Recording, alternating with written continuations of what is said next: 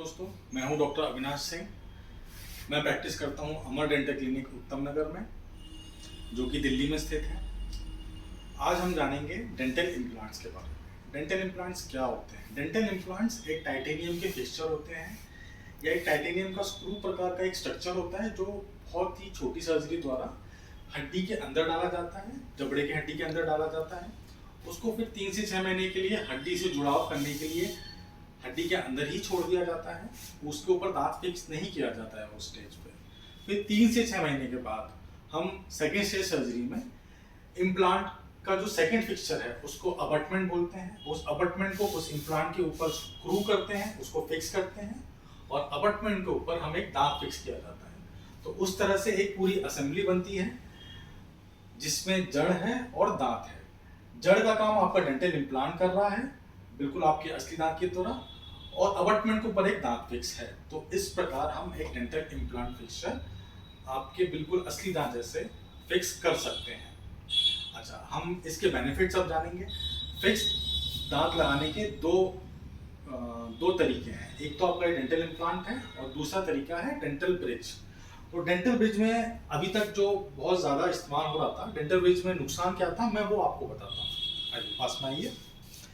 Dental bridge में क्या होता है कि जहाँ हमने दांत निकाला है, जो खाली जगह है, उसके एक आगे का दांत और एक उसके पीछे का दांत, हमें उसको घिसना पड़ता है। पहले रूट कैनाल ट्रीटमेंट की जाती है, फिर उसको इस प्रकार घिस के एक इस तरह का ब्रिज तैयार करेंगे लैब में, और उसको इस तरह फिर चिपका दिया जाएगा। ठीक है, इसमें आपको नकली दांत मिल गया आपको, लेकिन एक दांत के चक्कर में आपको आगे का दांत और एक पीछे का दांत भी घिसवाना पड़ा है। लेकिन डेंटल इम्प्लांट में ऐसा कुछ नहीं करने की ज़रूरत है।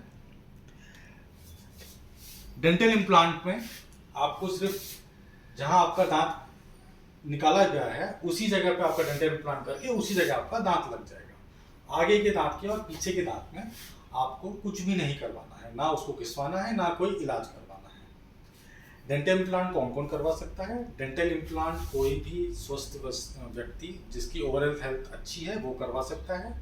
कोई अगर मेडिकल कंडीशन है जैसे डायबिटीज़, उसमें हमें कुछ खास तरीके अपनाने होते हैं, कुछ प्रिकॉशंस रखने होते हैं, डायबिटीज़ को कंट्रोल में लाना पड़ता है। उसके बाद हम डेंटल इम्प्लांट उसमें भी कर सकते हैं। इसमें एक सेकंड चीज़ और देखने की ज़रूरत है कि जबड़े की हड्डी आपकी एक सफिशिएंट अमाउंट में होनी चाहिए। उसके लिए हम डेंटल सीबीसीटी का एक प्रयोग करते हैं। डेंटल सीबीसीटी एक सीटी स्कैन है जो कि सिर्फ दांतों के लिए या जबड़े की हड्डी के लिए किया जाता है। उसमें डेंटल इम्प्लांट करने से पहले हम हड्डी की जांच करते हैं, कितनी उसकी मोटाई है, कितनी लंबाई है।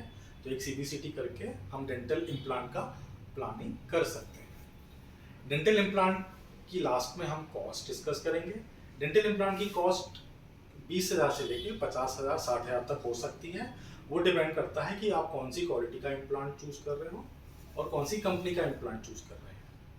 तो यही सब जानकारी आज मुझे आपको देनी थी डेंटल इम्प्लांट के बारे में। धन्यवाद।